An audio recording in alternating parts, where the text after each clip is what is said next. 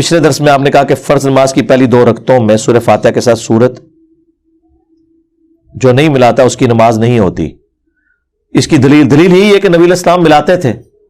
دلیل اس نے دینی ہے جو روٹین سے ہٹ کے بات کرے گا.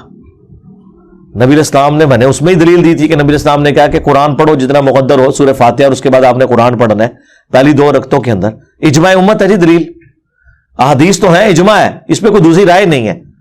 اختلاف جو ہے وہ آخری 2 رکعتوں کے بارے میں ہے، اور وہ بھی اختلاف افضلیت غیر افضلیت کا ہے.